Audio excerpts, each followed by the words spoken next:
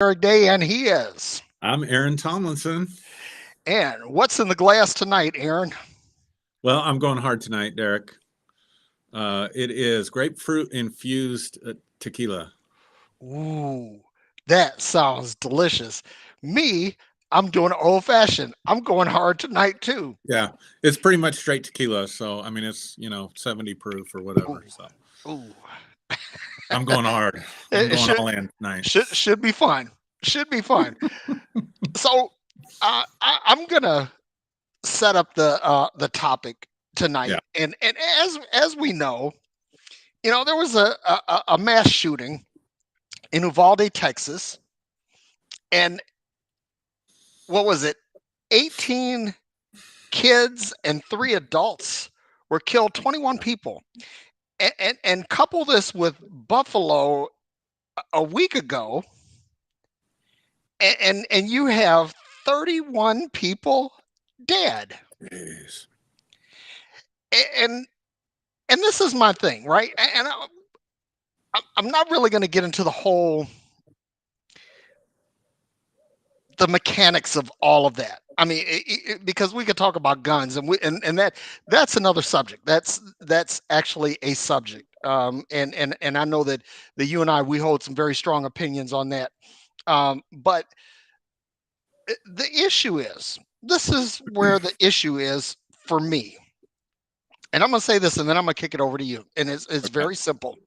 You know, I see on social media where people praise God for the new job, the new car, the new house, the husband, the wife, the kids. Hmm. They praise God for finding their lost car keys, or finding some inherited money that was due them, and it just magically show, and they praise God, and as if God is really interested in their little petty bullshit. But the same God turns and looks the other way when a deranged lunatic goes into us. Listen, you know what? You talk about pro-life, and that you want to be for every child, but these are children that didn't even make it to recess. Mm. They, they didn't make it home. I was looking at how the parents were aggregated outside of the civic center there, and I mean, there's this mass angst because they didn't know whether their baby was alive or dead. And there was a guy who was being interviewed, and he was a first responder, and he found out in real time that his daughter was killed. And then the one fellow, they show him in his work clothes going to the site to where his wife had been gunned down, placing flowers there, and he goes home and has a fucking heart attack and dies. But your God is an awesome God. He reigns from heaven above with wisdom, power, and love. Your God ain't worth a fuck. I'm just going to put it out there. And so what I wanted to talk about today is like the worthlessness of faith. Because I'm going to tell you something. You can sit up and have faith in something, right? And I'm gonna, and I can prove to you empirically that faith never produced anything. Not a goddamn thing. You talk about, people say faith without works is dead. No, works without works without purpose is dead. absence of work produces death. I could go on and on and on. Yeah. But Aaron, I know you have something that you want to say because you and I had a very interesting week in social media. Yeah, we did. Yes, we So did. with Well, that being said, go at it, man. yeah. Go at it. So I just want to say, first of all, that I mean, we've had so many mass shootings in this country. What did I hear? We're up to like something like 53 mass shootings this year, and it's only May. Yeah. Something like some crazy number like that. And and like every other human being, I guess I'm not always affected because it's become so common. But these last two really got me. Yep. And especially the elementary school. Maybe it's because I have elementary age children. Yep. Um, but the innocence, the helplessness, the outrageousness of it all. And so I've really been going through a lot of emotions like you have. I appreciate you, showing that emotion. And I want to point out to people, because I think one of the problems is we're too narcissistic in this country. We're too self-absorbed. We're too Yep. shallow. Yep. We're emotionally shallow. And the spiritual communities are the most emotionally shallow people that I've run into. Now, I'm not condemning every spiritual community. I'm not saying every spiritual person is emotionally shallow, but You know what? I'm gonna stop you right there because I'm not gonna say all of them, but what I will say is most of them. Yes, this is an indictment, and before anybody says, "Well, you're painting with a broad brush, Derrick," no, God damn it, I'm painting with a roller. I'm painting with a Wagner power painter. I'm spraying it down. But go ahead, Aaron, please. yeah. So, the emotion that we're feeling, it wasn't my children. It wasn't your children. Wasn't your family. Wasn't your wife or your husband. Well, you don't have a husband, but I'm just trying to point out, like, this is what empathy and compassion looks like, people. Like, to be moved emotionally, to be moved to outrage, to be moved to something over these types of situations and the fact that they keep happening. And what's amazing to me is how disconnected and dehumanizing religion and spirituality is. That people are disconnected from their emotions, they're disconnected from empathy, they're disconnected from compassion. And I guess what frustrates me is, if you're going to be a narcissistic asshole, just go out and be a narcissistic asshole. If you're going to be self-absorbed, just go out and be self-absorbed. But don't preach to me. Come on, Don't man. preach to me Don't preach to or anybody. about being love and light or oneness when you show no empathy at all. And in fact, there's people out there, you saw it on my Facebook page, I'm sure everybody saw it, who craft narratives and try to teach doctrines that imply that if you experience these emotions, if you experience this empathy for other people, if you're able to put yourself in other people's shoes and imagine that it was my children that were killed, the empathy for the 4 children that were left behind, the man that you mentioned who died of a heart attack left behind 4 children, in a basically a 24-hour time span, they lost both their parents. Imagine the shock and the trauma of that. And these people can just sit there and come up with the craziest lines of bullshit to give themselves a pass Right. for not saying anything or doing anything or even feeling anything. So miss me with the oneness crap, miss me with the love and light crap, miss me with your high vibration crap, miss me with your I'm communing with the universe crap. And listen, I'm still a metaphysician Yep. in Me many too. ways. Me too. I am expanding my consciousness.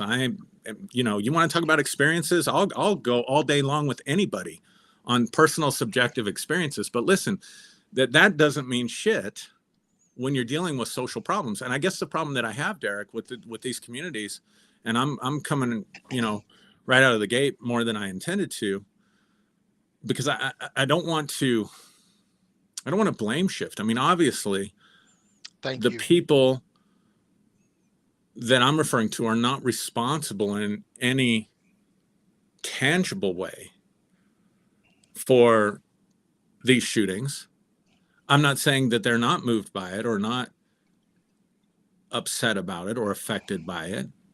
But what I am saying is, if you're not going to use your platform to address social issues, Hmm. fine. That's up to you. I know people who are legit, genuine in what they're teaching, what they're sharing, what they're putting out there, big platforms, and they stay silent on these issues, but they're not unmoved by these issues. It doesn't mean they're not doing something else outside of their social media platforms about these issues. The people that really gripe me are the ones that, when you speak up and speak to these issues and about these issues, literally get in your face, come into your space, come onto my page, and with bullshit, with complete fucking bullshit. And what really disturbs me is the other people that come around and cheer it on. Well, you know what? Let me say something here, because you and I experience the same thing from two different crowds, Right. but it's the same thing, because it's like the Christian crowd says, well, it's because we took prayer out of schools. It's because we took God out of the public forum. It's because we allow all this, Johnny has two daddies things in school. It's all because of these things. This is why everything, the world is haywire. Okay, and that's their thing. But then the New Agers come in and they'll say that this trauma that people experience is because they chose it in the previous life, or in the time outside of this life. I should know. And I'm like, the level of bullshit, because again, here's the thing, and I know you and I, we're not 100% on the same page here, right? I do believe that there is a universal consciousness, right? And I do Right. believe that if we need wisdom, that the wisdom of the universe is available for us, right? So I believe that there is a drawing or withdrawing component from that we can actually draw that wisdom into our space. But it's definitely not Sky Daddy. It's not Jesus. It's not any of that. Any of that. All of Right. that is nonsense. That's myth, right? That people have established, and it persists because it has longevity. But the thing is, when people come in and try to say, and you said this about victim or blame shifting, that where you're saying, okay, that these people that are enduring this, the girl that was raped or molested, the boy that had been sexually traumatized, the husband who had been cheated on by his wife, and the wife who, all of these different things, and these people go through, they go through legitimate shit, and it's not up to anybody to judge them for as to why this happened. It's up to us, if we're truly on the right hand path, we're truly walking in the light, right? Then that means that our job is to simply have empathy for these individuals, and to give them compassion as they go through what they go through, right?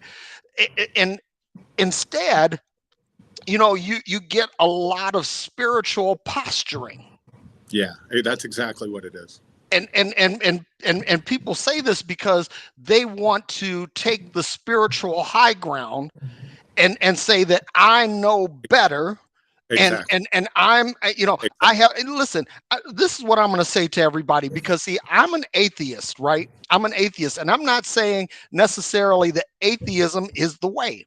I'm not going to say that. What I am going to say to you is that atheism works for me. It works for me, and I know many people who were in the same faith bucket that I was in, that said, okay, maybe let me look at what it is that Derrick is saying, and uh, practice this in my own space, and they're getting results. So that's all I'm saying. I'm not saying that I'm any guru, that I know something that you don't, or that I'm better than you. I'm not taking the moral high ground. However, I'm going to say this, and then I'm going to shut up.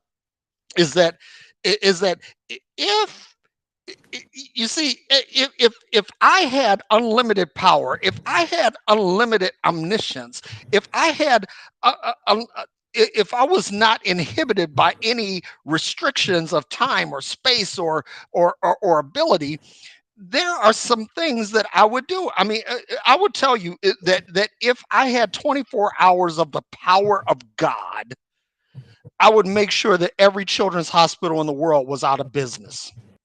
I would just make sure that every child that I could get to was healed. Why? Because kids don't deserve that. I mean, fuck, adults don't deserve it.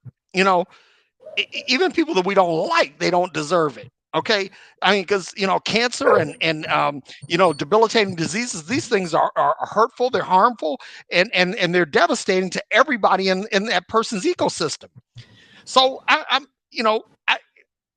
what I can't understand is, people will talk about how um, omniscient and omnipotent and omnipresent God is.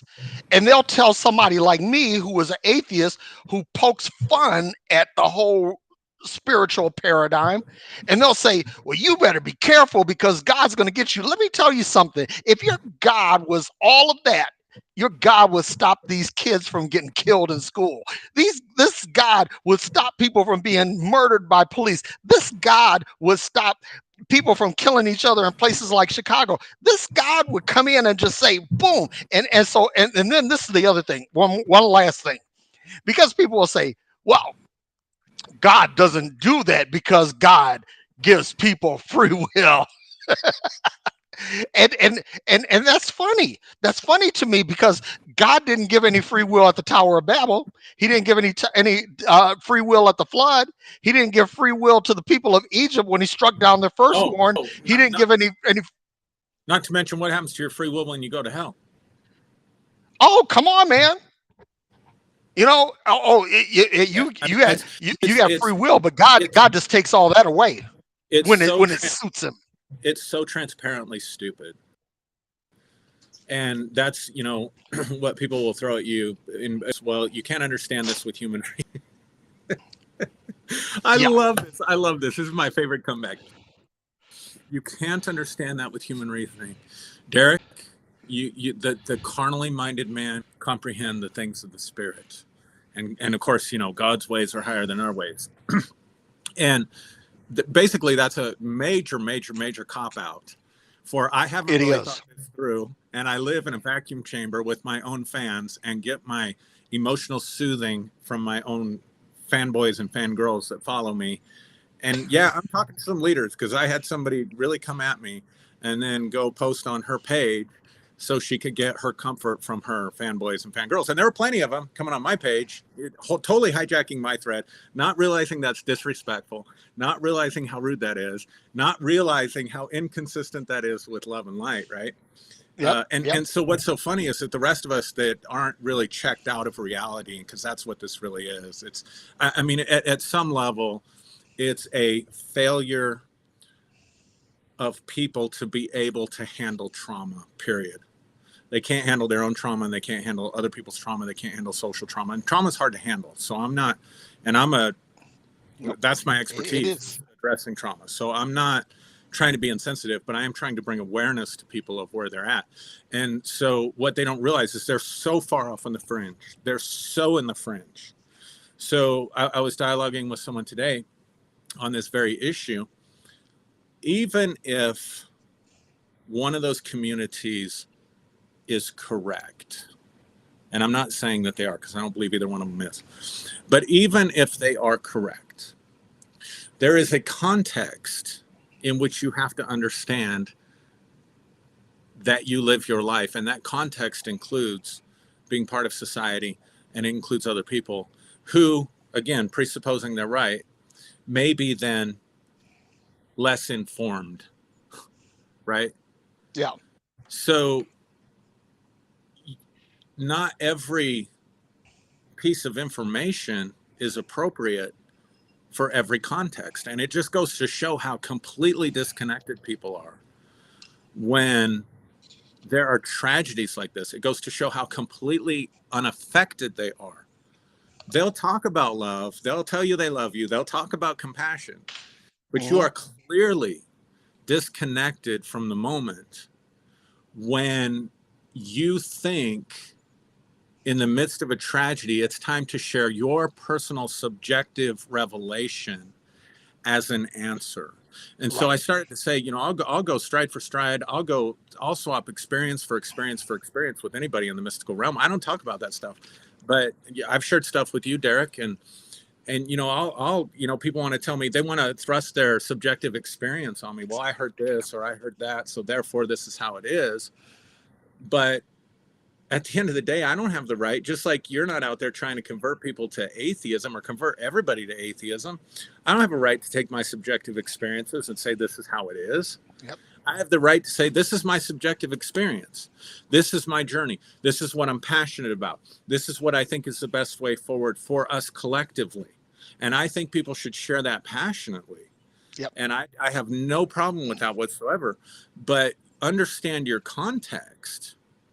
Like if you think I ever looked at anybody in the face, ever, in the 30 years I was in ministry, I had enough common sense, enough empathy, and enough compassion to never look somebody in the face when they had just suffered a severe tragedy and say something stupid like, well, God just needed an angel that he had to take, or God's ways are not our ways. And I sure as fuck wouldn't look at somebody in the face and say, well, you know what? You chose this in committee before the foundation of the world. How the fuck do you know? Because you had some disembodied trauma experience. I had somebody come on my page and start explaining, that she went through a trauma. And in this trauma, she was floaty. She was out of her body. She heard these voices. Derrick, that is almost true of at least 60 or 70% of the people that endure trauma. Yep. It's a very well established psychological fact. And I've dealt with thousands of people like this. And what happens is you literally dissociate. And when you dissociate, you feel out of body. You can be out of body. You can be floaty. You can be disconnected. And then you create a trauma story. The two go hand in hand. And Yep. that trauma story is a coping mechanism to try to help you. Now, what people create as a trauma story, that may be helpful for them, but that doesn't mean you have the right to thrust that upon other people. You're showing Right. your insensitivity. You're showing your disconnection from your humanity. You're showing your disconnection from your empathy and your compassion. And people say, well, you're angry. You're going after this person. I'm not going after this person, but I am raising awareness. Because here's the thing, whether we like it or not, we are part of this human experience. Yep. We are part of this human experience. And we get to decide how we present ourselves, how we show up in this human experience. Not just showing up for ourselves, but showing up for our neighbors, showing up for other people. And if you cannot be moved with compassion to the point of anger, to the point of rage, and here's the thing that's so hypocritical about some of these folks in the New Age movement, they will cheer you on as long as you're talking about the evils and the traumas of religion. They'll cheer you on about it. Yep. Take it down. Yep. People need to wake up from this. We're helping people awaken. But you start talking about systemic racism. You start talking about really, really, frankly, if I'm going to be transparent, here's what I think's going on. There are people think they're awakened, yet they are influenced by political thought forms and political powers, what we used to call back in the day. And I think there's still, in my paradigm of reality, there's still a place for what I would call principalities and powers, influential mind currents, low-level black magic produced by a lot of people to get masses of people thinking and believing and acting in a certain way and literally putting them to sleep. And so people are okay if you challenge in that community. They're with you if you challenge the Bible. They're with you if you challenge Christian fundamentalism. They're with you on all that stuff. But you start speaking to what is in their collective shadow that they have not yet dealt with, what is in their generational vibration that they have not dealt with yet. Things like racism, things like American national religion. And this is where the gun issue comes up. And I just want to say this, because we're going to do an episode on the Second Amendment at some point. But here's my thing. And I've said this over and over again, and I'm just going to say it again. When 9/11 happened, I was traveling 2 weeks after that. I was actually traveling. I was in Dallas, Texas when it happened. I couldn't go home for 2 weeks Yeah, then they literally transformed every airport, not just in America, in the world. but around the world overnight. We literally created a branch of government called Homeland Security and appointed someone to that aspect for security. Notice there's not really been any mass shootings at airports that I know of. Imagine that. And it's been 23 years since Columbine, and I'm just down the road from Columbine. I had family that lived in the school district when that happened. I remember watching it on TV in 1999. I remember how horrified and shocked we all felt. And I don't even know, I've lost track of how many shootings there have been in schools since then. And the blame shifting that goes on specifically in the Republican Party, specifically in the Conservative Party, specifically among white evangelicals and white New Age spiritual people. Yep. And to watch Ted Cruz blame shift from the real issue to some teacher. Listen to this. He said some teacher left the back door open and that's why this happened.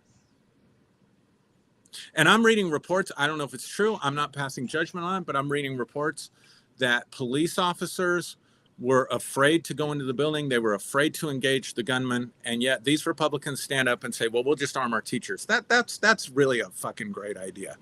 Yeah, let's just put guns in the hands of every teacher. Let's just make their underpaid, overworked job that much harder. Not to mention the fact, like, SWAT teams train repeatedly, and you know this because you served in the military, and you know the kind of training it takes to deal with a situation like that. And so we just need a good guy with a gun. I mean, are you serious right now? And so here's my issue and my problem. And I call out everybody. I say, you're complicit if you do not start demanding better from our politicians. If your first go-to is to protect your Second Amendment rights and blame shift to teachers, blame shift to open doors left open in schools, blame shift to mental health, and then you just settle for the status quo, where's your compassion?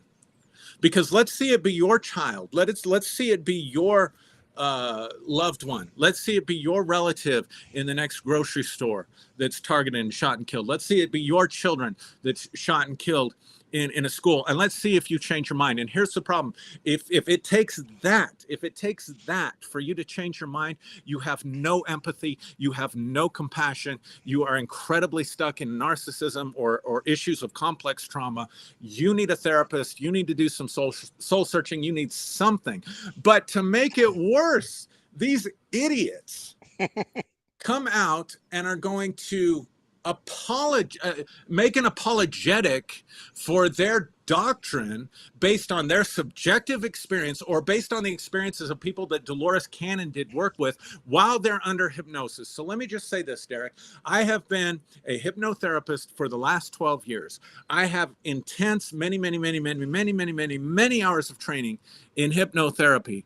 And one thing I know about hypnotherapy is you are dealing with consciousness, specifically the subconscious. And subconscious beliefs will come up symbolically. They'll come up in narratives. They'll come up in all kinds of things. So it makes sense to me that people who have shame-based issues and trauma-based issues in their consciousness that they have not addressed, in a moment of stress, in a moment of trauma, or especially under hypnosis, that story is going to come out in a different narrative. So if you have some shame, you have some need to blame and some self-hatred, if you have deep-seated issues of powerlessness and you need to feel like you're powerful in the midst of a corporate trauma, it makes sense to me that you would come up with a victim-blaming, self-blaming ideology because it's going to fit with the subconscious belief. But the subconscious belief, just like in a dream, never presents itself on the logical, rational level. It presents itself in images, it presents itself in forms, it presents itself in voices and in narratives, just like a dream. So you had a dream while you were awake and assumed it was a spiritual reality that now you're going to push on everybody else. And when you get called out and challenged, because there is no accountability in these groups, there is Right. nobody questioning what is going on with what they're teaching people. And if you think and yes, I'm going to sound the alarm on this, because beliefs have consequences. And one of the consequences that we're talking about tonight is a lack of action, a lack of empathy, and a lack of compassion that will produce real action, that will produce real change in this country, that will make it a safer place for our children and our families and for people to live together in communities. So save me on your oneness bullshit, save me on your mystical experiences, and completely miss me if you're a Christian because of your love thy neighbor or love thy enemy bullshit, because you're not living any of it. So until you start living it and you start doing something, and even if doing something is getting lathered up and worked up and going out on Facebook and talking about it and risking your reputation and risking your social capital and Come on. risking at times your financial whatever, what do you care about? What do you care about? Because it's very clear to me that this country, we don't care about our children. All right. And let me say this, right? That this whole thing, and the topic tonight is faith, and why, and the reason why I said faith is because I believe faith is bullshit. I believe faith is absolutely 100% bullshit, because here's the thing, like people will say, well, you have faith that your car will start. No, you don't have faith. You have confidence in the science behind automotive engineering that causes your car to start. If you sit in a chair, I used to teach, well, you have to have faith to sit in a chair. No, you don't have faith in the chair. You have confidence in the design and the engineering that goes behind chair manufacturing. It's a difference between confidence and faith. Confidence has some empirical, tangible connection. In other words, that something about this. Faith, on the other hand, assumes that you will believe something based on something you know nothing about, right? And this is the thing that really pisses me off, right?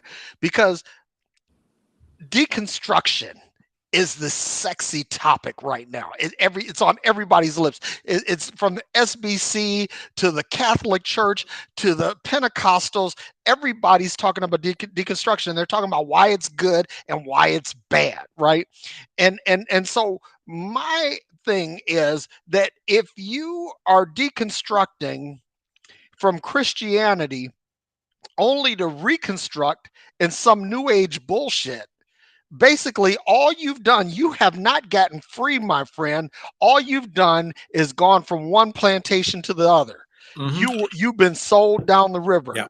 All right, that's it. That's all that's happening. Now, if you deconstruct and you get to the point where say, okay, now I really need to reason things out. I need to understand the logic behind this. I need to make this make sense to me in a practical, objective manner so that I can make it repeatable in my life. And so I'm not looking, I'm like you, Aaron. I'm a metaphysician. I believe in the power of the universe. I believe in the power of humanity. I believe in these things, Yeah. right? Right. But I don't have faith in these things. There are things that I can quantify in these spaces. And I'll give you an example, because we talked about this in the green room and I told you that I would bring this up, right? Because this last year has been one of the best years of my life. We moved into what is damn near our dream home. Mm-hmm. Um, I got a new job, making like 50% more money than what I was making, and I was already making a grip. Okay, and then on top of that, it's like, health issues that I dealt with, that they've gone away. I got a new car, which is super duper sweet, and all of these things, and here's the thing. It wasn't because I put my faith in some sky daddy. It wasn't even because I put my faith in the universe. I simply said, okay, what do I need to know? What do I need to draw from the collective consciousness and wisdom of the universe to apply in this realm so that I can have what I need to make the life of me and my family better? Right. So I don't, people say, well, praise God. I showed some people pictures of my house and they, oh, look at God. God is good. No, God ain't good. Derrick is good. Praise Derrick. Because Dude, Derrick worked hard. Derrick saved his where's, money. Derrick got his credit together. Derrick did some shit. where's the God lightning? didn't do nothing. Where's the lightning? Yeah, I'm like, Let me, yeah. So this pushes the point. Nothing changes in your life without action. Nothing changes by nope. meditation alone. Nothing changes by prayer alone or faith alone. And that's the other thing that I'm tired of. Well, a moment of silence. Let's fly our flags at half mast. Let's give a moment of silence. Bullshit. And those things at this point are, I don't know. I don't even know what to say about that. Let's symbolically soothe ourselves. This is what's happening. Let's symbolically soothe ourselves, because at the end of the day, most of us are self-consumed. Most of us are selfish. Most of us are, have various degrees of narcissism in our lives. And at the end of the day, we see something like that and we think, oh shit, what if that was my kids? Or we think, thank God that wasn't my kids. Or worse, we get stand up. I remember after Columbine, and again, I'm sorry, I'm just letting it out there, but I was so bothered, and believe me, I was in the throes of religious bullshit back in 1998 or 99, whenever it was. Yep. And I remember hearing a testimony about how one of the children had prayed, and this big testimony they gave in front of this big mega church about how they had prayed and God had protected them. And I thought, but what about the other families? What about the other children? I mean, one of the most heartbreaking stories to come out of this latest thing in Uvalde, did I say that right? Yep. That's right. Is there was an 11-year-old girl, and I have a son that turns 12 and another one that's going to turn 11, and this 11-year-old girl rubbed blood from one of the other victims all over her body and played dead. Oh my God. I mean, what kind of survival instinct does that take? But gang, if this stuff isn't horrific, if this doesn't move us, like, again, and I don't mean to beat a dead horse here, but if you're going to talk to me about oneness, consciousness, if you're going to talk to me about empathy and compassion, if you're going to talk to me about being love and light, then how does that not move you? How does that not move you? How do you sit there silent and just do nothing and demand nothing and expect nothing and come up with platitudes and bullshit, subjective experiences to try to explain away people's trauma and people's tragedy? You. Because see, here's the thing. I have more respect for the people who do nothing than the people that offer up some platitudes or some spiritual gobbledygook to try to, rub salve on the wounds of everybody. Listen, there are times when not saying anything is the better alternative. But I will say this, that for those of us who do have a platform, that do have some reach, that do have an audience, that that means us as well, we have a responsibility Right. to use that platform for the greater good. And I was thinking about this, that Yeah, don't talk to me about, sorry to cut you off. Don't talk to me about service to others.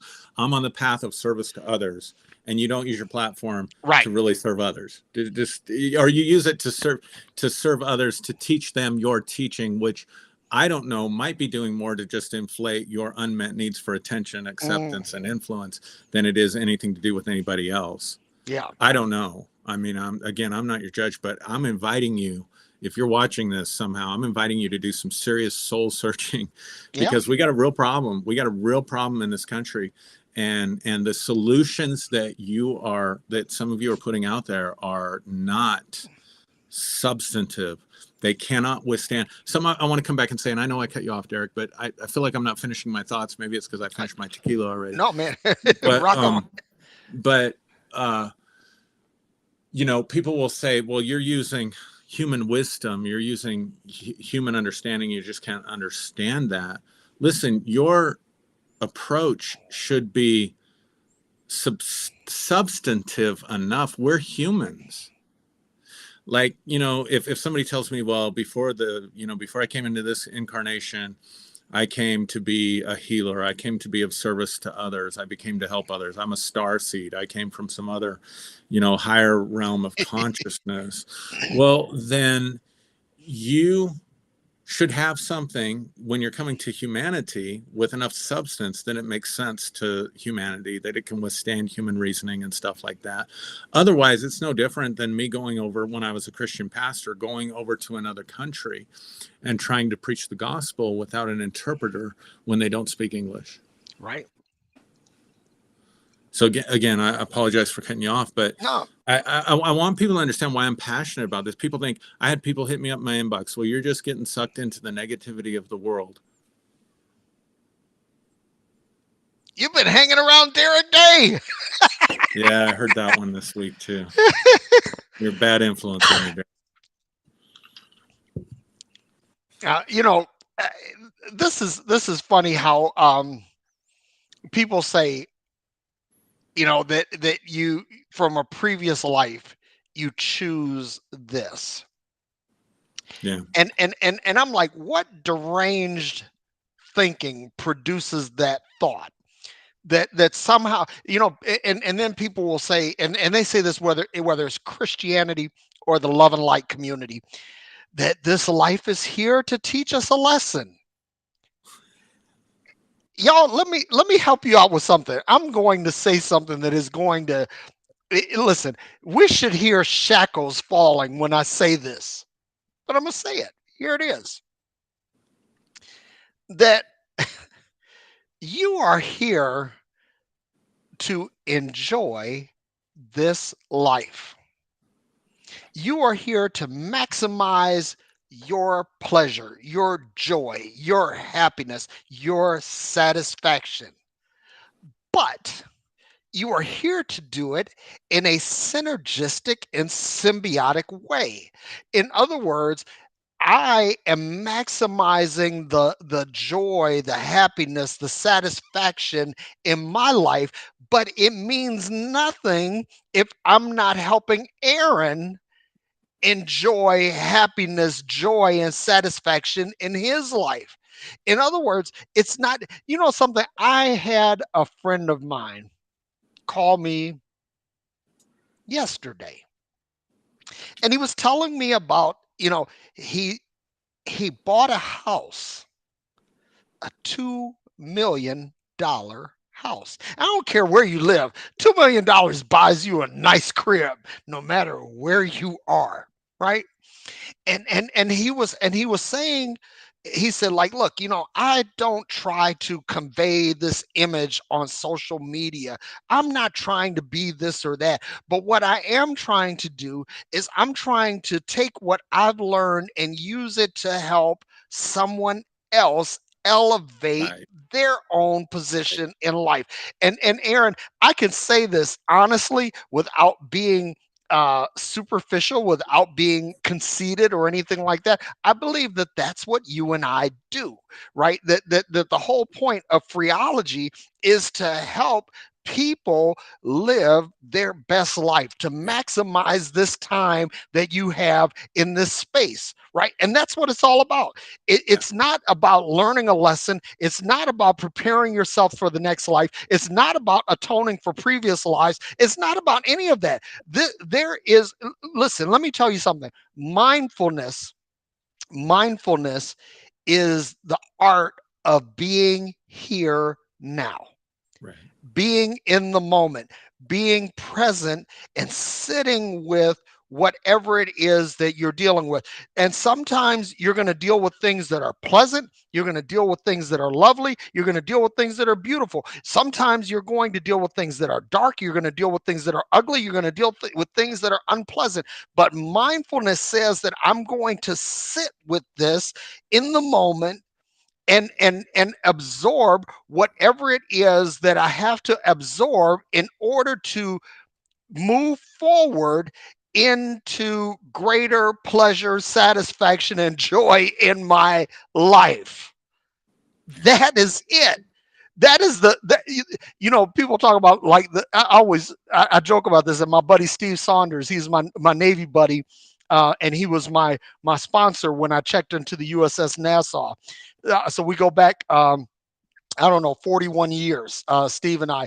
But we're both big fans of the Hitchhiker's Guide to the Galaxy. And the answer to life, the universe, and everything is what? 42, right? But here's the thing. Let me talk about numerology for just a second. That 7 is the number of perfection and 6 is the number of man. And irrespective of whatever religion or spiritual position you are, that those numbers represent a constant. So 42 actually is pretty close to what the answer is. In other words, 42 your fucking life. Honestly, find out what it is that pleases you, when it gives you joy, that gives you satisfaction, and that radiates from you and invades the space of others, that they too may be happy, joyous, and satisfied.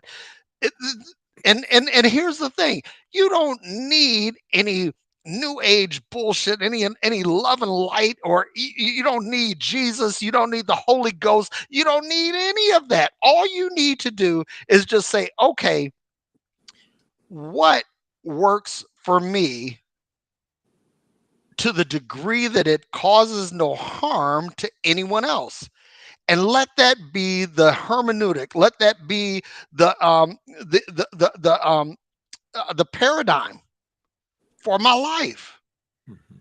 And if we do that, you don't need faith. You don't need to believe in something nebulous. You can actually quantify the things that you are trying to achieve. You could quantify the things that you are trying to achieve, that you are trying to feel, that you are trying to experience. You could quantify this, and you can say, okay, now I know how to do this.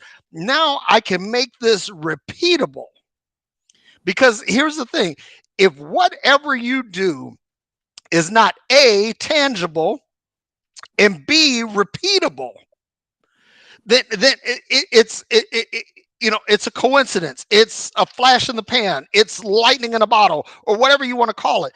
But the thing is that I don't care whether it's people, whether it's corporations, whether it's governments.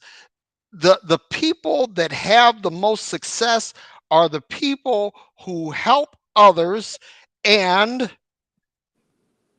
produce repeatable processes by which they're able to help others. Yeah. So anyway, One of the that's my things I'm really, in listening to you, one of the things I'm really grateful for is that I came across Tony Robbins' work really early on in my life. yep. I remember reading Unlimited Power many decades ago. And one of the things that's always stood out to me was he said, nothing in your life is going to change unless you take powerful, congruent, decisive action to change something in your life. Bingo. And that's where I think the disconnect is. And I don't know why we don't take action on our own behalf or on the behalf of No, others. I'll tell you why. I'm going to tell you exactly why. Because religion has numbed our consciousness. Well, yeah, that's where I was going. So these doctrines, and that's why, and you said, people deconstruct, but they just change plantations. That's absolutely 100% correct. And the issue is that if you can look past the shallowness of it, it's the same exact energies. Like somebody can say something and it can be a totally different philosophical jargon. It can even communicate a completely different concept, an antithesis. So you can have a thesis in Christianity, you can create an antithesis to Christianity because you left Christianity, but your antithesis is clearly coming with the same energetic signature that the thesis out of Christianity is coming with. And so what I mean by that is there's still this spiritual bypassing, there's still this need to be right. There's still this need to have some authority that other people live by, that somehow you're out there evangelizing and sharing. You see what I'm saying? So Yep. even with an atheist, right? So we've talked about this off air, but an atheist can have been a Christian and been extremely evangelical, telling everybody about Jesus, following friendship evangelism and Ray Comfort's guide to winning souls or whatever the hell that is. And then convert to atheism and have the same zeal to convert other people to atheism. So what I'm saying is, whatever was driving that need to make other people believe and think like you, that never changed. All that changed was your belief changed, but that underlying energy of I have to convert people, I have to make people think like me, I have to tell people, I have to feel superior to other people. I'm the enlightened atheist now instead of the enlightened Christian. I'm the enlightened New Age guru now instead of the Holy Spirit filled pastor or whatever. Like those issues never get dealt with. And I want to bring up one other thing, Derrick, because I think this is important. And I want to point out for anybody watching that was part of discussions on my page earlier in the week or whatever, you picked the topic for tonight. I didn't pick the topic. I didn't come on here just to unload or use it as like sort of a bully pulpit or whatever people are going to accuse me of. Now let me stop you right there, because I picked the topic, Right. not Aaron. I picked the topic because some of you are really fucked up in your thinking. That's Right. why.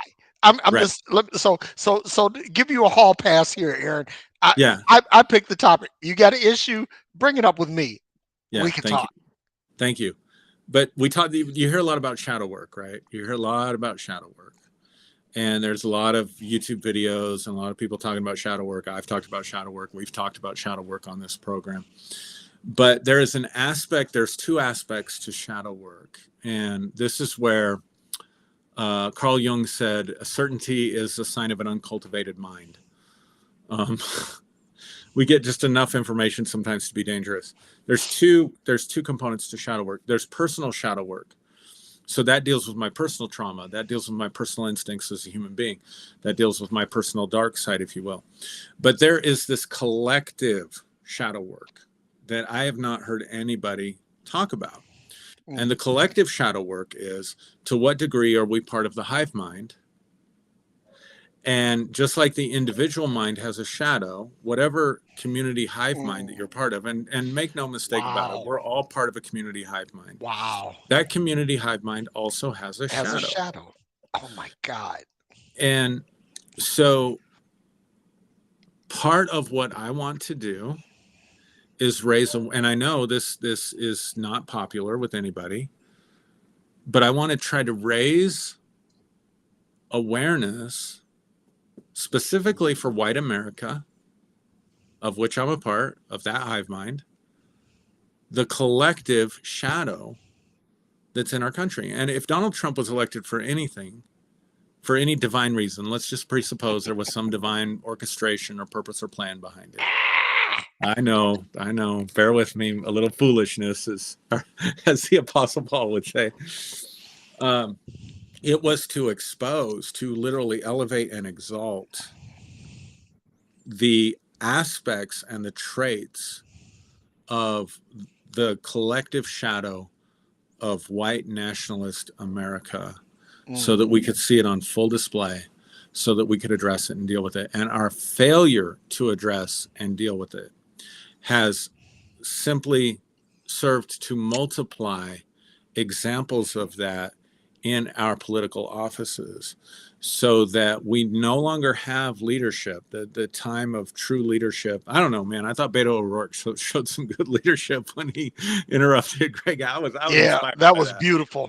But and there are people out there showing leadership, but for the most part in the Republican Party, which represents white American values, God, guns, Bibles, all that stuff, it's just becoming crazier. It's just becoming more diluted, and people are becoming more and more entrenched in their social selves because we don't know how to deal with and address the collective shadow. And if nobody gives voice to the collective shadow, then it cannot be seen so that people can address it. So if you want to know why someone like Donald Trump, if you sit there like me and you're like, why, how did someone like Donald Trump become so popular? It's because he was bringing the shadow energies, the racism energies, the hateful energies, the mocking energies, the prideful energies, the narcissistic energies, the American superiority energies, the did I say prideful energies? Yep. He's bringing all of those to light, and something inside you started vibrating and resonating, and something that's part of your genetic past, all your ancestors, everything started kind of vibrating and resonating with that. And that's why, again, we can talk about spiritual topics. We can talk about, the Bible.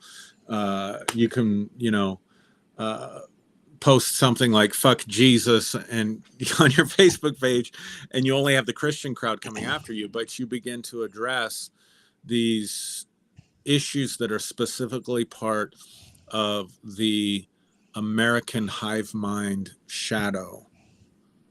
People can't deal with it. They'll come, they get triggered, they come after you. That hate that they don't want to address comes out in Mhm. them, and they expose themselves to anybody with an objective mind.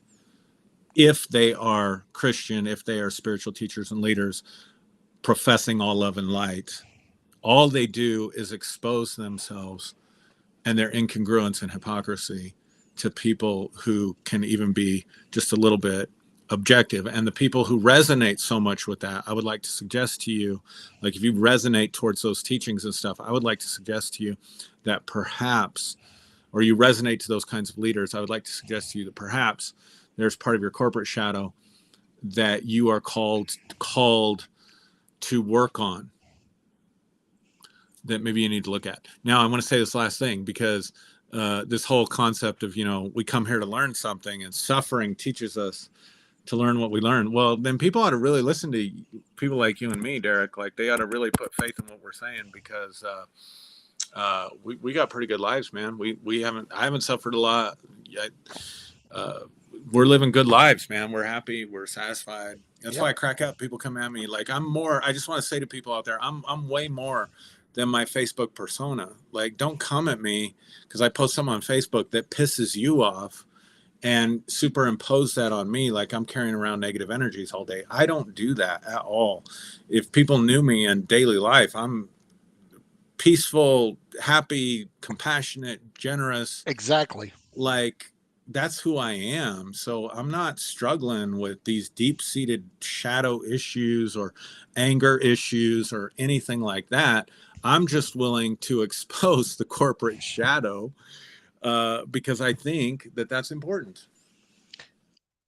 And you know what, that you brought up something really interesting because people will say, oh well, Derrick, you're hurt, you're wounded, and I'm like, listen, I've been through some stuff. I was raised by a single woman in Detroit. I didn't have my father growing up. Now, me and my dad were cool now, but I didn't have my dad growing up. We were poor. We were poor, not poor. We couldn't afford the OR and poor, right? And I've gone through some stuff. I've gone through some things that would, you know, I've gone through. I've endured combat PTSD. I've lost a spouse. I've buried a child.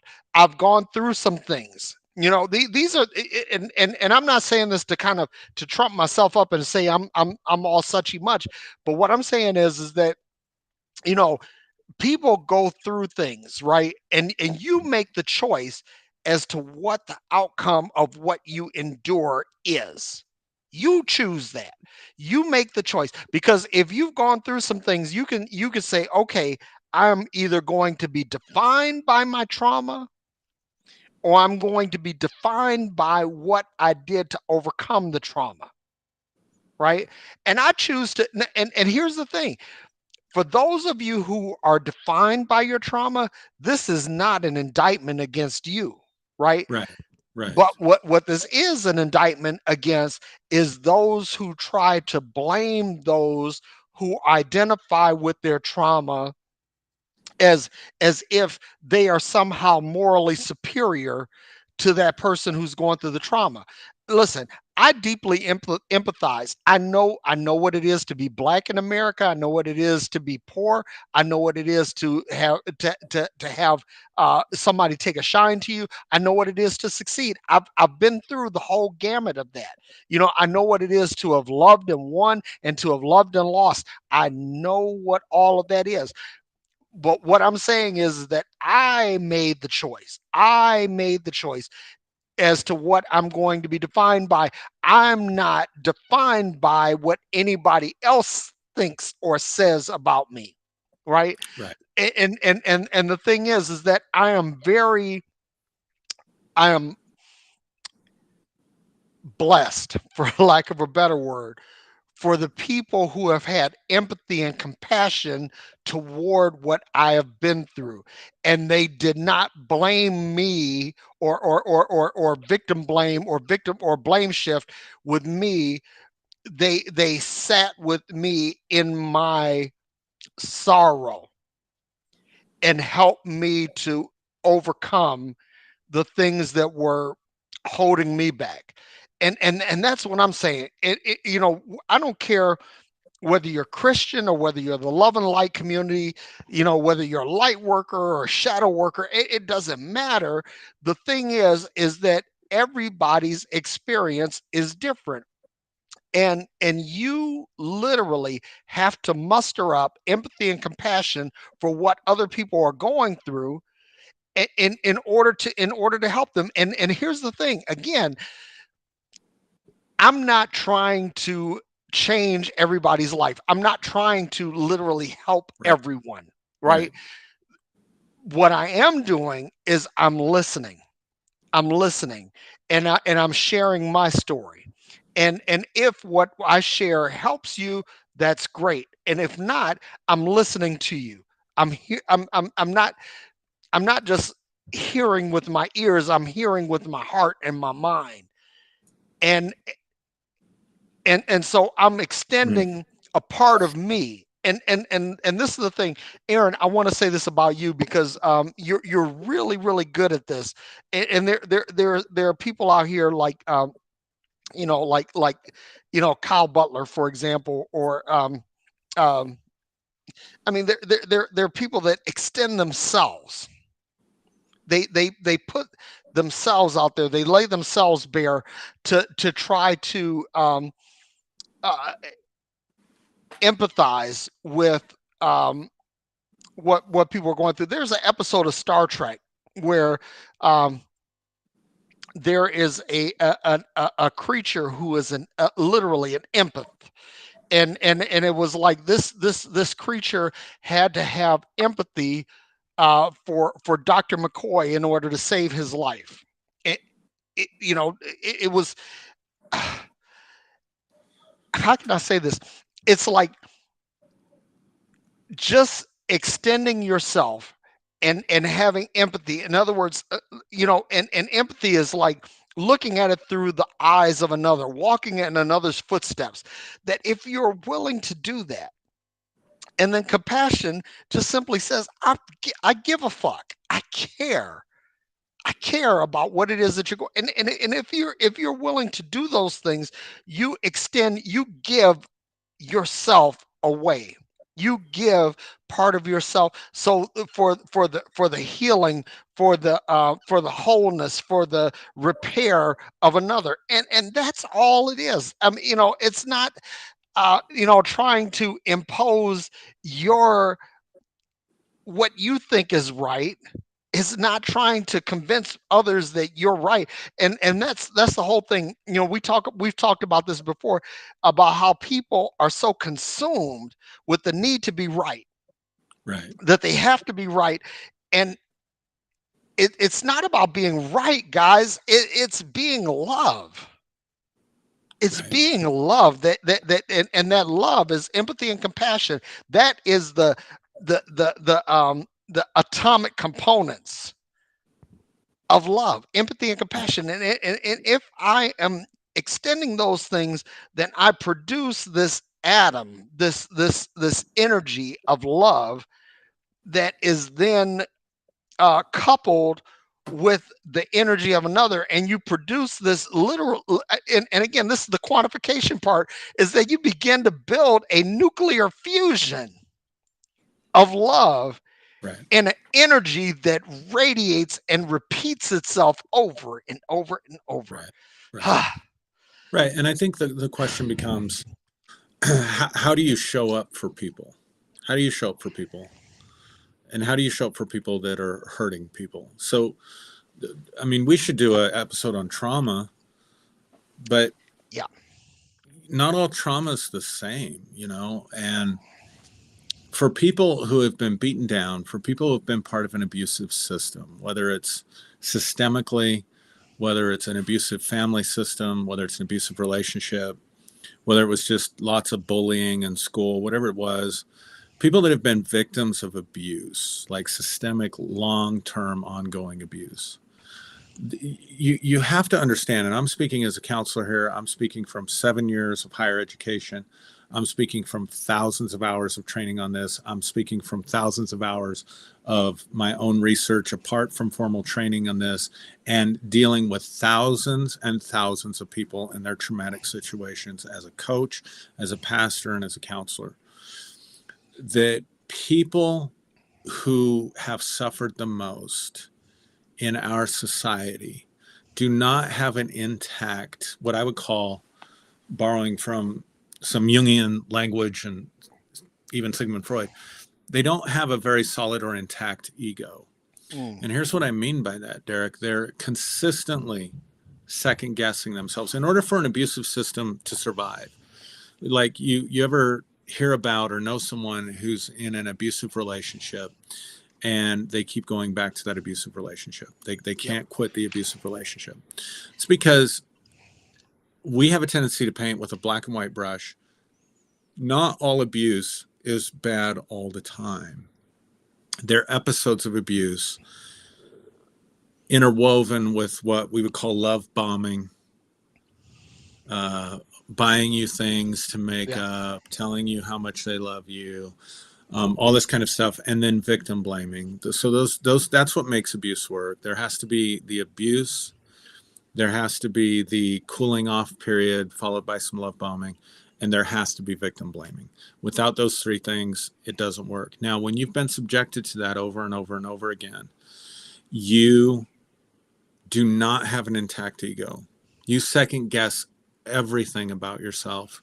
And because you've been blamed for so much throughout your life, particularly if you grow up in a toxic family system where you were the scapegoat, because you blamed yourself, any hint of invalidation to what you're going through, any hint of invalidation to who you are from someone else is going to strengthen, listen to this, this is really important, it's going to strengthen that abusive system.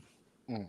It's going to strengthen that abusive mindset within you. And so I don't expect other people to want to deal with people that have suffered complex trauma. But we all deal with people who've experienced trauma, and we don't even know. We don't even know if the person we're talking to or the person next to us or the person we don't know what their background is, right? We don't know what they've experienced in their life. So how do you show up for people? Do you show up for people trying to fix them? Do you show up for people trying to influence them to think like you? Are you so emotionally disconnected and shallow that you cannot allow other people to be in their pain while staying out of your own pain? Mm, We can't be there for each other anymore, because if you're in your pain, Derrick, I'm immediately uncomfortable, and I'm self-conscious, and I'm thinking about, oh my goodness, my pain. And, you know, and so that's why people get, after the funeral, they get avoided. You know, mm, people send them cards and flowers and whatever, but then after the funeral, they'll get avoided. It's why people give platitudes. It's why people give dumb answers or say dumb things, because they're so emotionally disconnected. They haven't done their own work.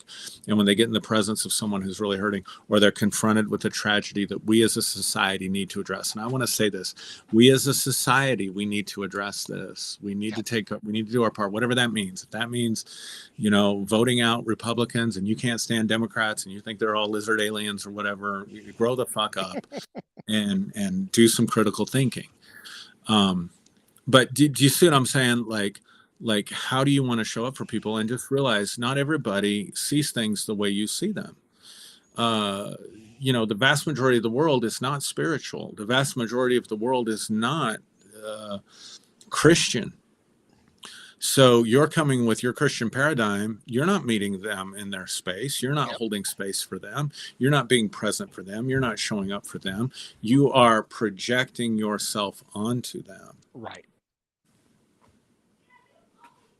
And that goes back to what we were saying about mindfulness. In other words, we need to be mindful of ourselves. We need to have empathy and compassion for ourselves.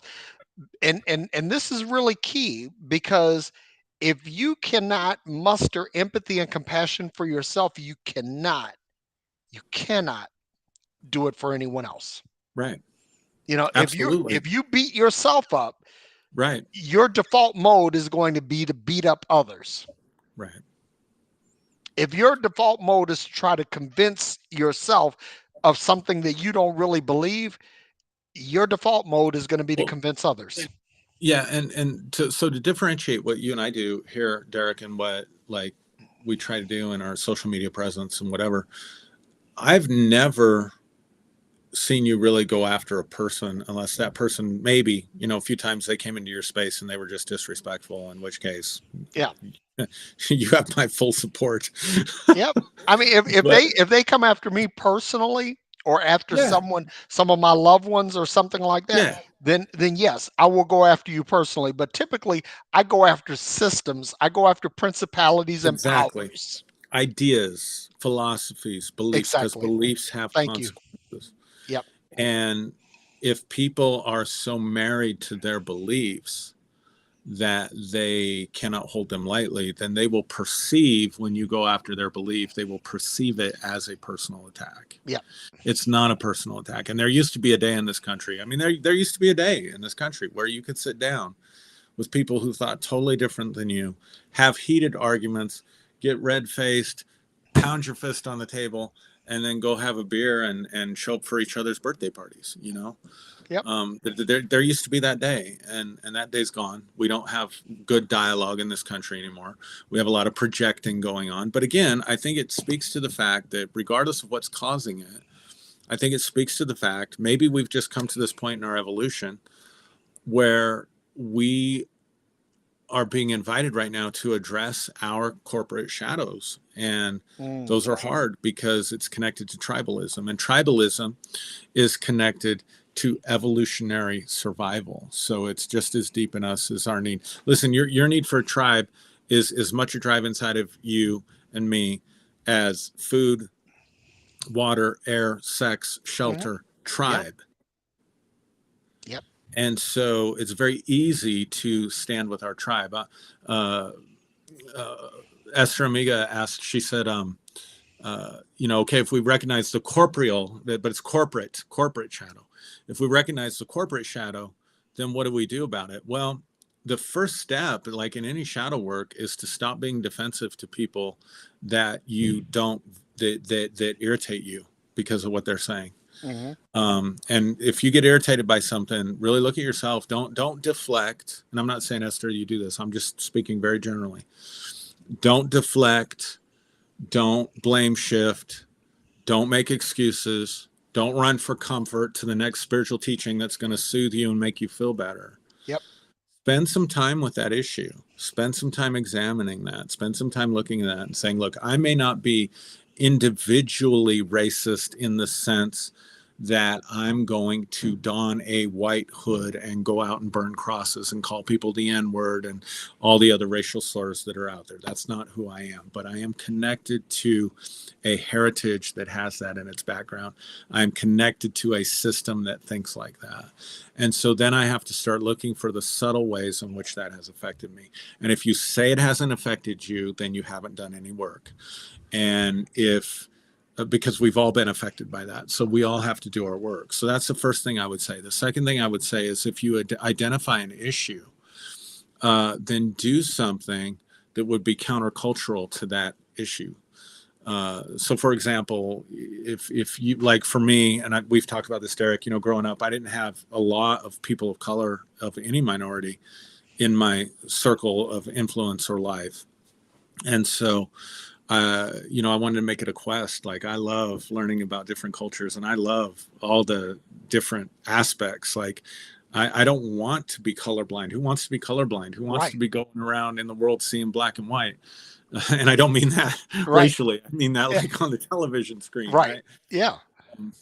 So I mean, we're probably getting off track, but these are things like, instead of praying about racism, instead of praying about changing the situation of mass shootings in our country, and you know, try to see through all the bullshit with that, all the blame shifting. Oh, it's because we've taken prayer out of school. That's why we've got it, because we're taking prayer out of school. There is no direct cause and effect, and this is where logic is important. There is Thank you. absolutely zero correlation or cause and effect that relates to prayer in school and school shootings. That is a fantasy. That is a fairy tale. You might as well go hang out with King Friday and Queen Saturday in the neighborhood of make believe with Mr. Rogers. But there is definite correlation between, let's say, AR-15s and these mass shootings, because many of them, you know, like, they're getting better. It's like a serial killer that gets better, right? Like Dylan Klebold and Harris, whatever that guy's name was, they Yep. showed up with pipe bombs and trench coats, you know, and their guns. Now we got body armor and thousands of rounds of ammunition, and by all reports, people that are so well armed going into elementary schools that the cops are even afraid to go in and Yep. try to address the situation. So, But um, here's the thing, right? That again, this goes back to the empathy and compassion thing, right? Because people act out, and it frustrates me because people default to mental illness, right? And and and it's not just mental illness. At some point, we have to say that some people are just shitty people, right? And that they're and then you have to ask, why are they shitty people? And that's the thing. Getting to the why is so important, because if we don't get to the why of this, we'll never get to to any solution. We have to get down to the root cause as to why these things happen. And it's so funny, like, um the guy who shot up all the people in Buffalo, he had an AR-15, and on the butt of the rifle, it was written, "Here are your reparations." Eh, that was one thing. And then this guy that killed the children and the adults in Uvalde, he sent a private message to some girl. He was trying to impress some girl. He says, "I shot my grandma in the face, and now I'm going to kill a bunch of people." And he's saying this because he's thinking that this is the thing that is going to get me noticed by this girl. In other words, let me share a story. I'm going to share a quick story. Bear with me. yep. When my son Anthony was in the second grade, there there was a disconnect between him and his teacher, and she was, concerned about his learning, his capacity to learn, and all of this. And Anthony came back to me and my wife and said, "She doesn't see me." Mm, And I immediately understood exactly what in other words, Anthony, and I'm going to say this. He's my baby. He's my youngest son. He is the nicest human being that I know, bar none. He he doesn't meet a stranger. He has no enemies. He loves everyone. Hmm.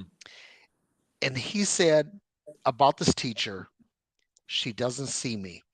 And so when we met with the teacher, I said, I told her that Anthony is very perceptive and that if he sees that he's being deliberately ignored, he's going to perceive that and he's going to call it out. And that was what happened.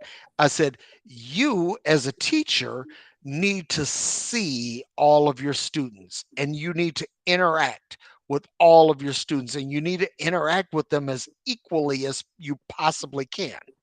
Hmm. And in doing that, you will take away the perception that he has that he is invisible in your sight. Mm. And Good. that is the thing that Great there stuff. there there are so many people that if you ask them, they would say society doesn't see me. Hmm. Yeah. And so what we need to do is as a collective consciousness. I mean, if we, well, let's get metaphysical for a second.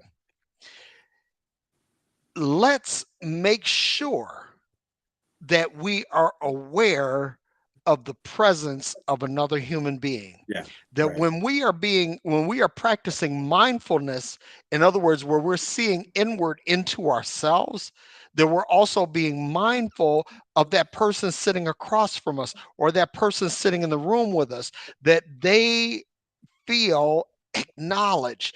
And if we do that,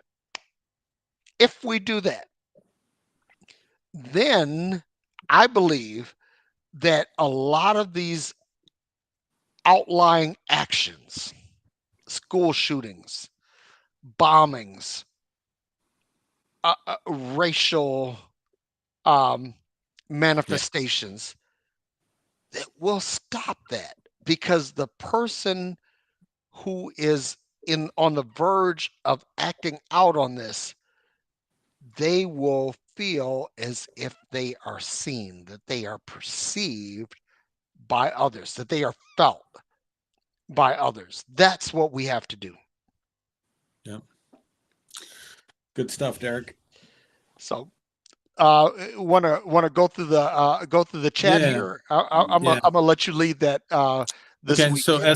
Esther Amiga says, I totally agree that blame shifting is not at all helpful, but feeling compassion towards those who do evil, because we are all able to do evil things. And she has dot, dot, dot, dot, dot, and a heart. And I would fill in the dot, dot, dot, dot, dot with, and we are able to keep it in check. Mm, And yes, we sir. are able to keep it in check. And that's the important Absolutely. difference. I don't feel compassion for evildoers. I don't. I think that's part of Christian brainwashing. Brett Erickson says, "How can I help? I might have had too much tequila right now, though."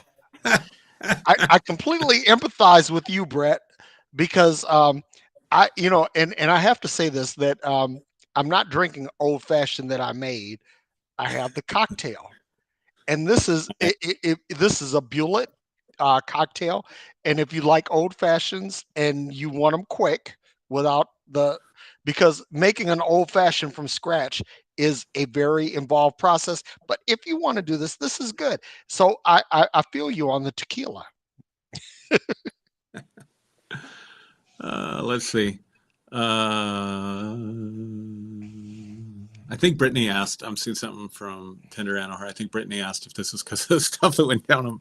I'm assuming on my page, if I remember the comment correctly, and we kind of addressed that earlier, Brittany. But no, this wasn't.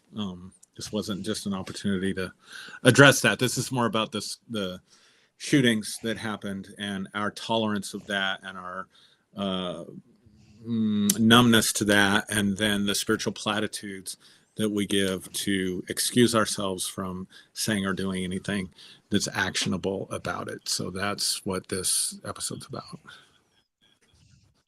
Let's see.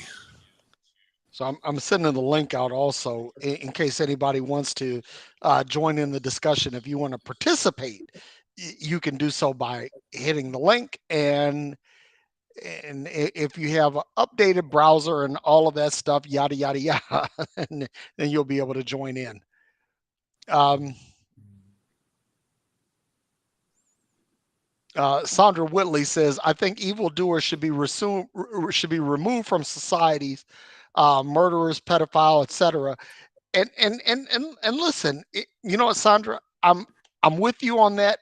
Except, I will say this: that we need to find out why do people become murderers, pedophiles, and etc. Because if we can get to the why, we can stop the manifestation of it. Yeah, we That's the should thing. we should do an episode on restorative justice. I'm a big proponent of restorative justice. I think that would be a fun episode to do. Yeah, I think so. I think so. That would be great. Let's see. Mm, Some of these are replies, and I don't know. My screen's kind of freezing up, Derrick. So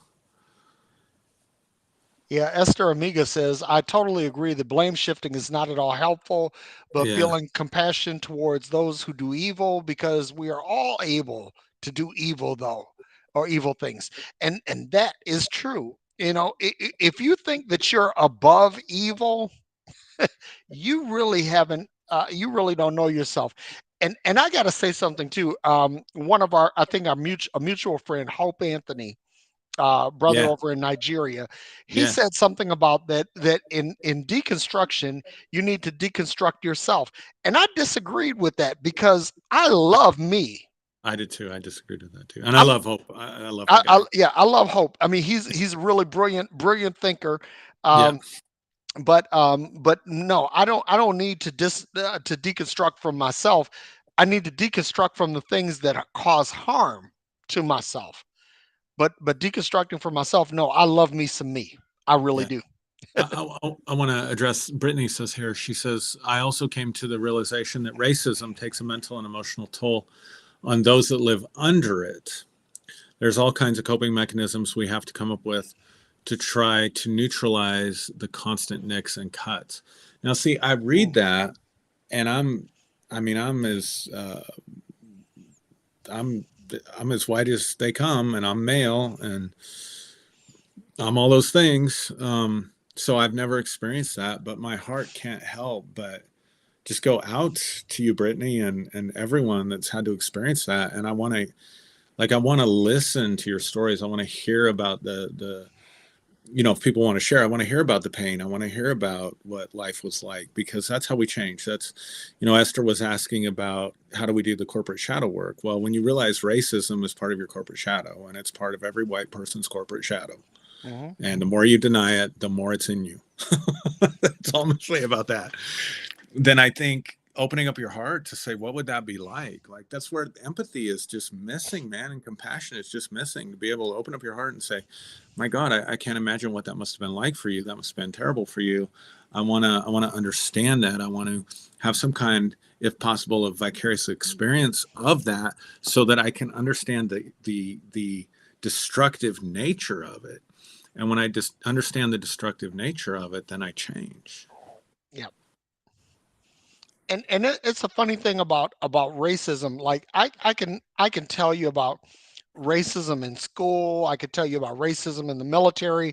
I could talk about racism in corporate America, and I could tell you about all of these things. But one of the things that I have made a conscious decision on my part is that I acknowledge that the racism exists, but I do not let the racism define me. This is not going to be the thing that holds me down. It may be a speed bump, it may be an impediment, it may be something that causes a detour, but it's not going to stop me. And I've Right. made up my mind that that's not going to be the case. And but again, to have empathy and compassion, not everybody has lived the life that I understand, that I am privileged. I understand that I operate in a space that many people like me don't. And so as a result, I'm keen to listen. I'm keen to learn. And I want to empathize not only with people like me who have experienced racism, but I also want to empathize with those who have benefited by it. Because Mm. see, here's the thing. This is one of the reasons why Aaron, you and I get along so great. Because Yeah. you say, okay, yeah, I'm as white as they come. I've experienced privilege. I know what it's like, right? But your thing is that okay, knowing what I know that there are some things that I need to do to address this so that I'm not responsible for perpetuating it, Right. right? Right. And so when I'm able to talk to you, this is something that it allows me to grow in real time because I have empathy for you and people like you. Because here's the thing, and I'm going to say this, and I don't know, some people may get mad with me about this. That'd be me, Derek. Not all white people are racist. Now, I will say this, that all white people in America benefit from the racist structure of the country, but not all white people are racist. Not all white people are trying to hold black people or brown people down. That's not the case. And so Aaron, you're a shining example of that. Ben Urban is in the green room, and I'm going to go ahead and click. So I just keep seeing Esther's comments, and like I said, I'm having trouble scrolling for some reason. But she says, "I hope we can always keep it in check." Aaron, I think she's talking about the evil because sometimes I feel that I'm so close to doing something really bad. That's your shadow right there.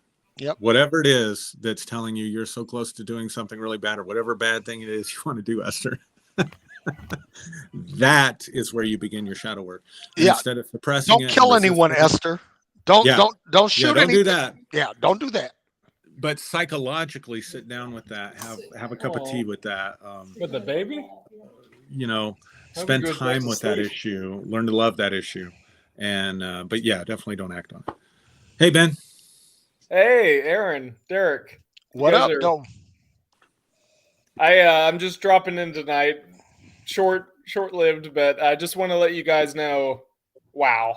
I mean, I already put it in the comments, but it just never ceases to amaze me that you guys outdo yourselves every week. And this is amazing. This is It's a the great booze. It's conversation. the booze. And I'm no, but seriously, like I'm just gonna act as a spokesman for everybody listening to you tonight. Wow. You guys are really on. This is thanks Ben. amazing. Thanks, This man. is something that needed to be heard this week, especially this week with all the shit that's going on.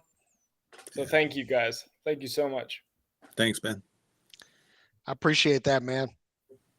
You know, here's the thing is that one one of the things that I'll say about what we do here is that we're not afraid to address the difficult topics that this country faces. Not Right. just this country, but this world faces. And listen, you know, one of the things that I really love about this forum is that we don't give any hall passes to anybody. You know, it's like basically if you're fucking up, you know, we're gonna call it out. We're gonna call it out. And speaking of that, I want to say something because someone close to me, I'm not gonna say who, but someone close to me was a victim of black on black violence, and that AK-47 bullet was shot into her home. Wow. Wow. And I'm like, okay, you know, I understand that there is a dynamic of economic oppression and all of these things that causes all of this, but at the same time, I'm not giving any hall passes to you know, to black folks in the inner city anymore. I mean, you know, it's like you understand that if you pick up a gun and you fire the gun, that this is something that's destructive and it could kill people. You understand that. It's like a child. If you tell a child, don't touch the stove because it's hot, they understand that. So, so basically, I don't care whether it's, police brutality against blacks, or whether it's black on black crime, or whether it's misogyny, or whether it's I don't care what it is. I'm not giving any hall passes to anyone anymore. At the end of the day, we are here, we are in this world, in this life, to maximize our pleasure, to maximize our joy, to maximize our satisfaction. Now, if I'm doing this and I'm doing it right, then that means I'm maximizing Aaron's satisfaction and Ben's satisfaction, and Aaron's joy and Ben's joy, and and Aaron's happiness and Ben's happiness. I'm doing this in such a way that it's benefiting, that is synergistic and symbiotic to everybody that's in my orbit. Well, you know what really blows my mind about this whole thing, though, is that this desire to own these assault weapons. Like, for what reason do you need that? Like, I understand, Okay, like, you want to protect your family. let Have me a say gun in your house. let me say that's something. fine to Let me say protect, something like, real quick, Ben. an Let me invader. interrupt. Let me interrupt you, because I tell people all the time that I own somewhere between 1 and 1,000 guns, and I own somewhere between 1 and 1 million rounds of ammunition. You can roll the dice with that and manifest it any way you want. And some of the guns that I have are assault weapons. I'm not gonna lie. But let me say this, that I am willing to sacrifice my assault weapons if that means that some child does not die. Right, exactly. Yeah. But that's the point I'm making. Like, why are they so, like, dead set on Let me having these weapons? Like, I get it if you want to have, like, a single Can I share gun three to can I share protect three your words home, with you? but, like, what do you Can I need, like, a whole arsenal? can I share 3 words with you that will explain it all very quickly? Little dick energy. Beth laughed at that one too. Yeah, and the money that drives it. Obviously, people are buying them up, and so you got the gun Yeah, lobby. money, but yeah, little dick energy. I'll stand by that one. Yeah, I agree. I agree. But I think that's what's so frustrating, is that I think most Americans want sensible gun laws. We want protection. And again, forget gun laws. Just make the schools safer, however you have to do it. And arming Right. teachers Yeah. ain't the answer. And I'm going to take issue with these motherfuckers out there. So you're bringing out the cursing in me, man. No, it's cussing. It's cussing. It's a difference. It's a difference. That's true. You're right. That is a difference. Except that I did refer to people as motherfuckers. But that are out there laying this all on mental health. Now, hey, you want to get your constituents, like, you want to get Congress to fund more money into mental health, you're just making my life better and happier and easier, because I'm a mental health practitioner. But at the end of the day, that is so stupid, because I mean, obviously these people are sociopathic or psychopathic or delusional or schizophrenic or who knows. But to put it on mental health clinicians, like, I'm not a forensic interviewer. I'm not, you could you imagine coming for counseling, coming to get help? It's hard enough to come for counseling, and you get subjected to a forensic interview right off the bat. I mean, right. It's total bullshit. Sorry, Aaron, but yeah, anybody that is going for counseling or therapy or anything like that is probably not going to be open about saying, I have homicidal thoughts and behavior in my mind that I need to let out. Most people aren't going to say that. That's why a lot of serial killers get away with what they do for a certain amount of time, because they don't tell people when they start feeling this way. There's a shame to it. They're afraid that society is going to judge them for even having these thoughts. But isn't it worse if they just keep it all inside? But they don't understand that at the time because they're so afraid to not fit in. A psychopath is on the narcissistic spectrum, and narcissists, as a general rule, don't see anything wrong with themselves. Right. They don't. They're not going to go for mental health help. So that is the biggest ruse. That is the biggest crock of shit. And every time I hear a politician say that, I get so pissed because I think you must just be being funded by the NRA. I mean, let's do some practical stuff here, because to say it's a mental health issue, we need to do more about mental health, does not give any practical answer. It just deflects. Yeah. Right. But hey, y'all want to vote to throw more money at mental health? Please do.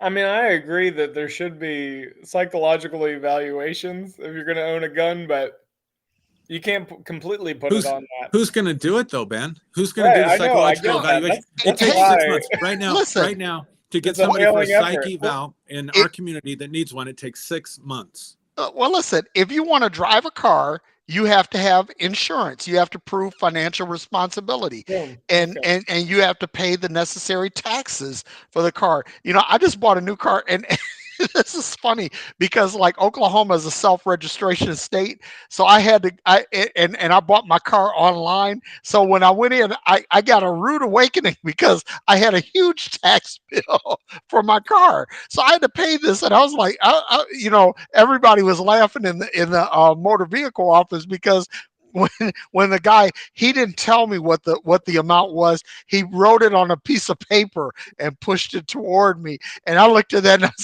I said, sweet baby fucking Jesus.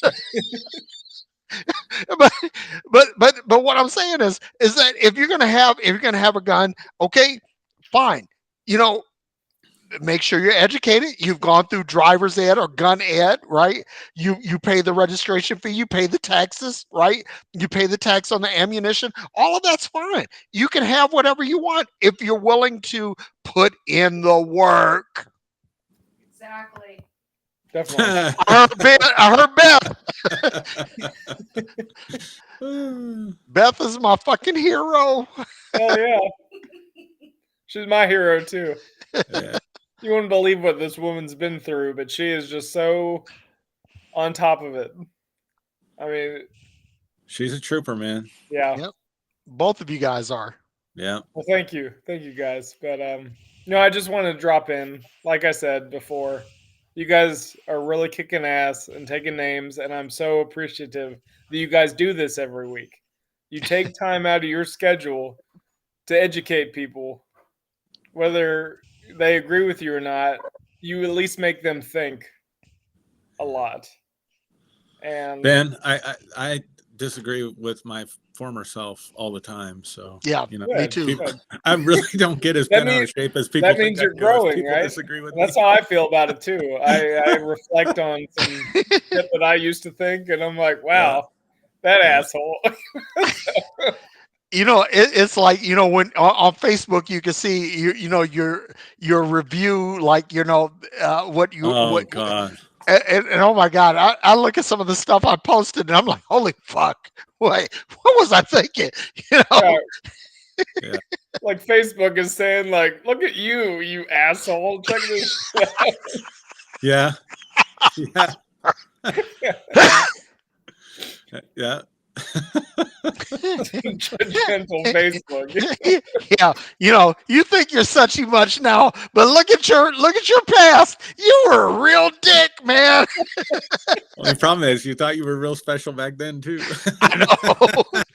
But you know, that's the thing. Like, that's why you have to make peace with your past. You know. Yeah. Right. If anything, For it offers you a witness, because people can see like what you were before and see the transformation and be like, man, I like where this guy's going. Yeah. That's a good point. What happened, you know, and then you can explain to them, well, and then I found Jesus.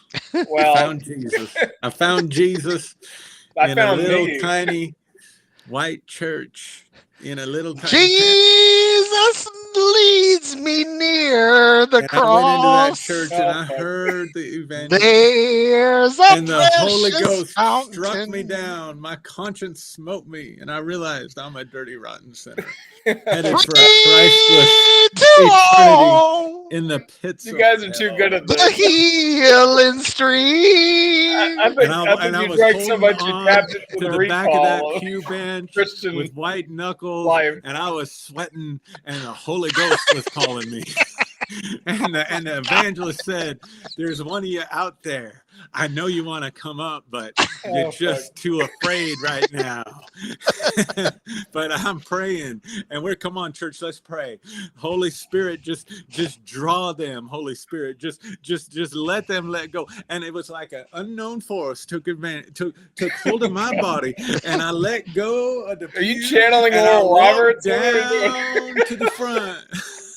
And I prayed this prayer, and I gave my life to the Lord, and I was so full of peace. I never picked up the drink again. Man, y'all cash up Aaron Tomlinson right now. We're passing the plate right now because that brother's I never preaching. picked up that devil's drink again. Oh God.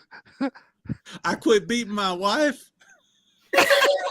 I started feeding my kids. Oh, I quit beating my I dog. quit fucking my cousins. Jesus, I'm a saved man now. don't use the I word made meat. peace with my The past. politically or the religiously correct term is refute your wife and your kids and your neighbors and cousins and everybody else.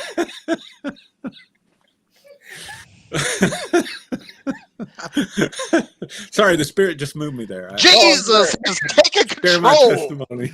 Jesus has come into my life. He's invaded every space and invaded every dark corner. He swept out the dark recesses of my life. I'm a changed man. Oh God, that's funny. Well, on that note, you guys have a great night. And thank you again for this great conversation. Thanks for hopping on, Ben. Thanks, Good Ben. to see you again, man. Appreciate the help, man. Give back Love our you right. guys. Hey, Master. our help came from the hills, Aaron.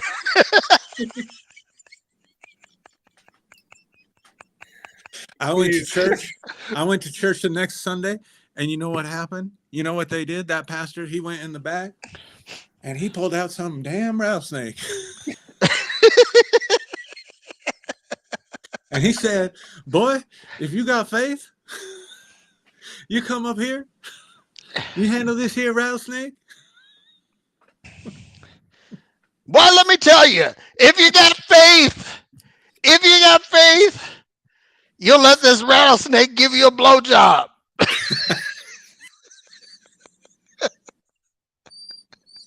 No, Pastor, that was my cousin last week. I done repented of that.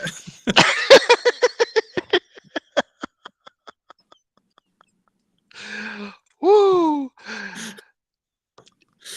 I think some of my ancestors are coming out in me. Oh my God, Aaron, I got real tears running out my eyes. But then that pastor, he brought out this drink, and he told me if I had faith, I could drink this punch. And I got awful sick. Brother Derrick. Oh, dude, wait a minute. Let me throw something in here. Did you see that thing that I posted where this pastor told this guy that, listen, if you take this potion, that you'll be able to get your wife pregnant. And you know that table that they have at the altar in every church, do this in remembrance. Dude, it was a picture of this couple having sex on this table while the pastor was laying hands on her. I shit you not. Oh, dude, I gotta go. That's on your page? It's on my page. I gotta go look at that. Oh my God. I was like, and this was real. They put the aprons that they put over the women's laps that sit in the front row. They put the apron over them. And the pastor, The pastor's over there with the mic in his hand, laying his hands on them while they're Dude, while they're, not while they're doing the business. not to be crude, but I saw a video. I can't remember, somebody posted it or I saw it somewhere. And it was in a foreign country, foreign language, so I don't know what the pastor was saying. But the women were coming up, and he was literally fingering them while he was praying for I them. saw that. Did you see that? Yeah, I saw that. Yeesh. Holy mackerel. I mean, it's like some of this stuff is just, it's like jokes that write themselves, right? Right. Like there was this one pastor that in Nigeria that said that, basically the Holy Ghost was so pent up in him that if he farted on the faces of his congregants, that they and so literally they show pictures of this guy squatting over people's faces and he's farting. Fucker's probably lactose intolerant, but he's farting on people. This these jokes write themselves. We don't need to come up with anything. Oh my God. Wow. Well, it just, yeah. Well, we're talking about faith that doesn't do shit. Yep. This too shall pass. Marianne Mommy Jenkins Stewart says, she said she saw it. She said, "Come and get fingered by the bishop." Ugh. Ugh, that was so disgusting. I mean, just, ugh, no words. Yep. But here we are. I mean, this is the funny thing though, right? Is that, if we were to try to make stuff up, right? People will say, "Oh, well, that they're just trying to be funny." But no, this is real stuff. These are real things that happen. And what they'll and here's the interesting part to kind of dovetail it back into what we're talking about is people will say, if you have faith, you will participate in this. I mean, listen, y'all, it's a thin line between faith and foolishness. And beliefs have consequences. Yep, they do. So I think that we've come to a logical conclusion here. Yes, I think so. Hopefully everybody's enjoyed it. I've enjoyed it. It's helped me. I feel better, man. I feel better. I just I know it's like, it's the sweet release. Yeah. And so those of you who are watching on YouTube, if you click like and subscribe, we really appreciate that. And if you're watching on Facebook, share this with somebody, because this is, it's good stuff. It's funny, but it's real. Yeah. It's real talk. I mean, this is real shit that people go through. Yes, it is. Derrick, I love you, my brother. Thank you. Love you too, man. For platforming this, and everybody, great comments on the discussion tonight. Love all of you. So without any further ado, peace and hair grease. And chicken grease. And chicken grease. And grace and peace. Yeah. All that good stuff. All right, y'all. Love y'all.